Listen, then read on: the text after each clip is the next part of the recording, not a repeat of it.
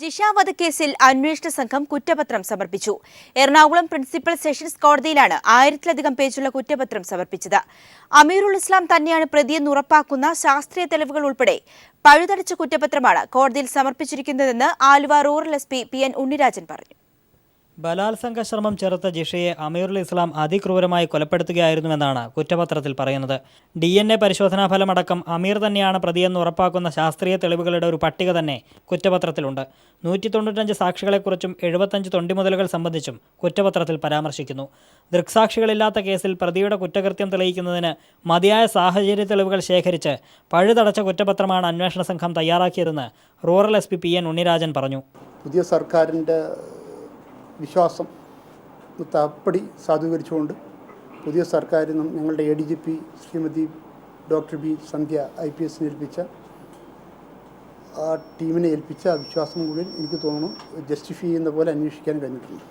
ജിഷ അമീറുമായി പ്രണയത്തിലായിരുന്നുവെന്നും സംഭവ ദിവസം ജിഷ പുറത്തുപോയി ഭക്ഷണം കഴിച്ചുവെന്നതടക്കം നേരത്തെ പ്രചരിച്ച വിവരങ്ങൾ അടിസ്ഥാനരഹിതമാണ്. ജിഷയുടെ വീട്ടിൽ നിന്നും കണ്ടെടുത്ത വിരലടയാളം പഴകിയതാണ്. അതിന് ഈ കേസുമായി ബന്ധമില്ലെന്നും SP പറഞ്ഞു. അമീറുൽ ഇസ്ലാമിന് അനാറുൽ എന്നൊരു സുഹൃത്തില്ലെന്നും SP പറഞ്ഞു. കൊലപാതകം, ബലാത്സംഗം ഉൾപ്പെടെ 7 വകുപ്പുകളാണ് അമീറുലിനെതിരെ ചുമത്തിയിരിക്കുന്നത്. കുറ്റപത്രം ഈ മാസം 20-ന് കോടതി പരിഗണിക്കും. News bureau, Kochi. സൗമ്യ വധക്കേസിൽ പുനഃപരിശോധനാ ഹർജി നൽകാൻ ദില്ലിയിൽ തിരക്കിട്ട ചർച്ചകൾ പുരോഗമിക്കുന്നു. ദില്ലിയിൽ ക്യാമ്പ് ചെയ്യുന്ന നിയമമന്ത്രി സർക്കാർ അഭിഭാഷകരായും കേസ് വാദിച്ച മുതിർന്ന അഭിഭാഷകനുമായും ചർച്ച നടത്തി. 30 ദിവസത്തിനകം പുനഃപരിശോധനാ ഹർജി നൽകണമെന്നാണ് ചട്ടം. അതിനു മുമ്പ് തന്നെ പഴുതുകളടച്ചുള്ള ഹർജി സുപ്രീം കോടതിയിൽ സമർപ്പിക്കും. ദില്ലിയിലെത്തിയ നിയമമന്ത്രി AK ബാലൻ സർക്കാർ സുപ്രീം കോടതിയിൽ നിയമിച്ച 3 സ്റ്റാൻഡിംഗ് കൗൺസിൽ അഭിഭാഷകരുമായും കേസ് വാദിച്ച മുതിർന്ന അഭിഭാഷകനുമായും ഇന്നലെ തന്നെ വിശദമായ ചർച്ച പൂർത്തിയാക്കി. ക്രിമിനൽ ചട്ടങ്ങൾ പ്രകാരം സ്ത്രീപീഡനവും തുടർന്നുള്ള കൊലപാതകത്തിലും ശിക്ഷാ ഇളവ് സുപ്രീം കോടതി നൽകുന്നത് എല്ലാ വശവും പരിശോധിച്ച ശേഷമാണ്. സൗമ്യ കേസിലാകട്ടെ ട്രെയിനിനുള്ളിൽ വെച്ച് ഗോവിന്ദചാമി ആക്രമണം നടത്തിയതും അതിനുശേഷം ട്രെയിനിന് പുറത്തു വെച്ച് ബലാത്സംഗം ചെയ്തതും അംഗീകരിച്ച സുപ്രീം കോടതി ശിക്ഷ നൽകി. പക്ഷേ ഇതിനിടയിൽ മരണകാരണമായ മുറിവ് കാര്യത്തിലാണ് കോടതി സംശയം പ്രകടിപ്പിച്ചത്.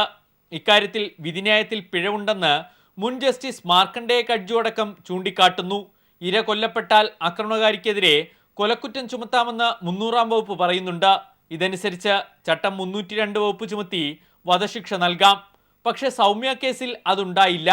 ഇക്കാര്യങ്ങൾ ചൂണ്ടിക്കാട്ടിയാകും പുനഃപരിശോധനാ ഹർജി നൽകുന്നത്. നിലവിൽ കേസ് വാദിച്ചത് മുതിർന്ന അഭിഭാഷകനായ തോമസ് P ജോസഫാണ്. ഉമ്മൻചാണ്ടി സർക്കാരിന്റെ കാലത്തെ അഡ്വക്കേറ്റ് ജനറൽ ഓഫ് പ്രോസിക്യൂഷനായിരുന്ന T ആസിഫ് അലിയുടെ ശുപാർശ പ്രകാരമാണ് തോമസ് P ജോസഫിനെ മുൻ സർക്കാർ നിയമിച്ചത്. ഈ തോമസ് P ജോസഫിനെ മാറ്റും. പകരം മറ്റൊരു മുതിർന്ന അഭിഭാഷകനെ നിയമിക്കും. ചേംബറിൽ പരിശോധിക്കുന്ന പുനഃപരിശോധനാ ഹർജി തള്ളിയാൽ തിരുത്തൽ ഹർജി നൽകുന്നതും സർക്കാർ ആലോചിക്കുന്നുണ്ട്. എന്ത് മാർഗം ഉപയോഗിച്ചായാലും ഗോവിന്ദചാമിക്ക് വധശിക്ഷ വാങ്ങി നൽകാനാണ് സർക്കാർ തീരുമാനം. News bureau, Delhi. Soumya case വിധിയിൽ സംസ്ഥാന സർക്കാർ സ്വീകരിക്കുന്ന നടപടികളിൽ പ്രതീക്ഷയുണ്ടെന്ന് സൗമ്യയുടെ അമ്മ സുമതി. സുപ്രീം കോടതിയിൽ നിന്നും നീതി ലഭിക്കുമെന്ന ഉറച്ച വിശ്വാസമുണ്ടെന്നും സൗമ്യയുടെ അമ്മ പറഞ്ഞു. സൗമ്യ വധക്കേസിൽ ഗോവിന്ദചാമിക്ക് പരമാവധി ശിക്ഷ ലഭിക്കാനായി സംസ്ഥാന സർക്കാർ തിരക്കിട്ട ശ്രമം നടത്തുന്നതിനിടെയാണ് സൗമ്യയുടെ അമ്മയുടെ പ്രതികരണം. ഗോവിന്ദചാമിക്ക് വധശിക്ഷ നൽകണമെന്ന സർക്കാർ നിലപാട് സ്വാഗതാർഹമാണെന്നും സർക്കാർ സ്വീകരിച്ചിരുന്ന നടപടികളിൽ പ്രതീക്ഷയുണ്ടെന്നും സുമതി പറഞ്ഞു. മുഖ്യമന്ത്രി വീട്ടിൽ വരുമെന്ന് പറഞ്ഞതിനാൽ ഉടൻ തിരുവനന്തപുരത്തേക്ക് പോകുന്നില്ലെന്നും സുമതി അറിയിച്ചു. വധശിക്ഷ വിധിക്കണമെന്നുണ്ടെങ്കിൽ അതിന് സുപ്രീം കോടതിയിലെ കേസ് വന്നേ പറ്റൂ. തീർച്ചയായിട്ടും അതിനുള്ള എല്ലാ കാര്യങ്ങളും നമ്മുടെ ഭരണകൂടം ചെയ്യുന്നുണ്ട്. കോടാരക്കോടി ജനം എൻ്റെ കൂടെയാണ് നിൽക്കുന്നത്. ഇപ്പോഴത്തെ മുഖ്യമന്ത്രി എന്നെ കാണാൻ വരാമെന്ന് പറഞ്ഞിട്ടുണ്ട്. തീർച്ചയായിട്ടും സാറ് ഇപ്പം തന്നെ അതിന് വേണ്ട കാര്യങ്ങൾ അവർ ചെയ്യുന്നുണ്ട്. ഡൽഹിയിലെത്തിയ നിയമമന്ത്രി AK ബാലൻ സുപ്രീം കോടതിയിലെ സ്റ്റാൻഡിംഗ് കൌൺസിലർമാരുമായി വിശദമായ കൂടിക്കാഴ്ച നടത്തിയിരുന്നു. കേസ് നടത്തിപ്പിന് ഏറ്റവും മികച്ച അഭിഭാഷകനെ രംഗത്തിറക്കാനും സംസ്ഥാന സർക്കാർ തീരുമാനിച്ചു കഴിഞ്ഞു.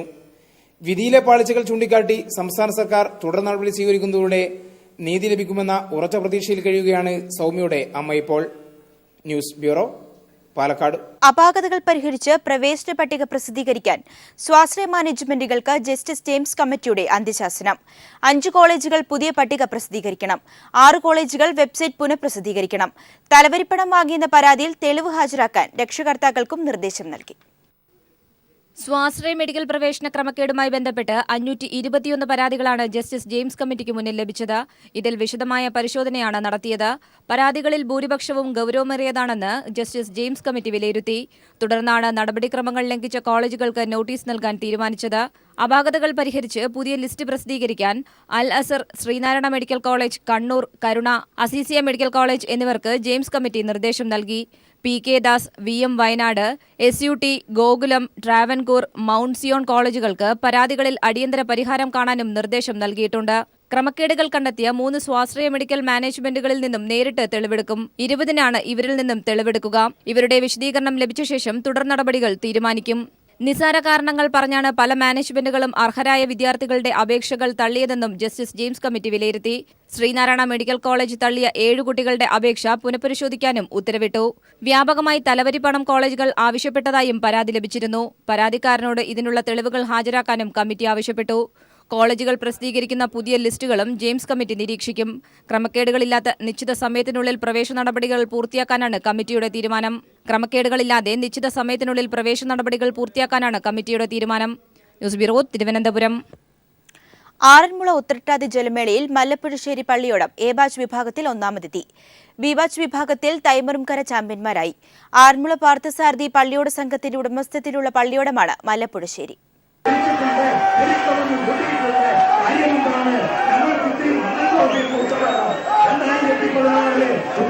ലോകപ്രസിദ്ധമായ ആറന്മുള ഉത്രട്ടാതി ജലമേളയിൽ 50 പള്ളിയോടങ്ങൾ മാറ്റുരച്ചതിൽ മല്ലപ്പുഴശ്ശേരി പള്ളിയോടമാണ് ഒന്നാം സ്ഥാനത്തെത്തി മന്നം ട്രോഫി കരസ്ഥമാക്കിയത്. ബി ബാച്ചിൽ തൈമറവുംകരയും ഒന്നാം സ്ഥാനം സ്വന്തമാക്കി. ഏറ്റവും നല്ല ആടയാഭരണങ്ങൾ അണിഞ്ഞ് മത്സരത്തിനെത്തിയ ആറാട്ടുപുഴ പള്ളിയോടം ആർ ശങ്കർ സ്മാരക സുവർണ ട്രോഫിയും കരസ്ഥമാക്കി.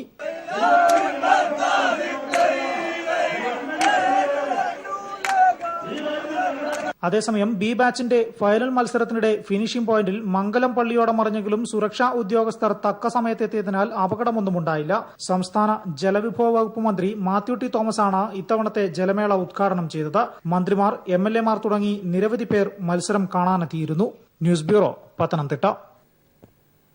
ഓണാഘോഷത്തിന് സമാപനം കുറിച്ച് തൃശൂരിൽ നടന്ന പുലികളി ചരിത്രത്തിലേക്ക്. 10 ദേശക്കാരുടെ പുലികൾക്കൊപ്പം വിയൂർ ദേശത്തിന്റെ പെൺപുലികളും എത്തിയത് ആവേശകരമായി. നിശ്ചല ദൃശ്യങ്ങളും പുലിവണ്ടികളും കാണികളിൽ കൗതുകമുണർത്തിയാണ് നഗരം വിട്ടത്. ഓണാഘോഷത്തിന് സമാപനം കുറിച്ച തൃശൂരിൽ നടന്ന പുലികളി ചരിത്രത്തിലേക്ക്. 10 ദേശക്കാരുടെ പുലികൾക്കൊപ്പം വിയൂർ ദേശത്തിന്റെ പെൺപുലികളും എത്തിയത് ആവേശകരമായി.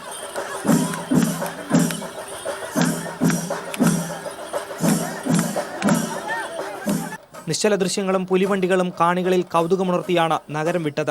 വിയൂർ ദേശത്തിന്റെ സംഘമാണ് പുലിക്കോട്ടിനൊപ്പം താളം പിടിച്ച് ആദ്യം സ്വരാജ് റൗണ്ടിൽ ഇറങ്ങിയത്. പിന്നാലെ മറ്റു സംഘങ്ങളുടെ പുലികളും ആവേശപ്പകർച്ചയേകി.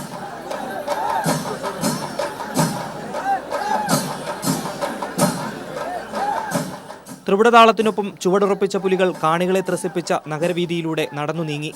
നിശ്ചല ദൃശ്യങ്ങളുടെ അവതരണവും പുലിവണ്ടികളിലെ വിസ്മയ കാഴ്ചകളും കാണികളെ കൗതുകമുണർത്തി.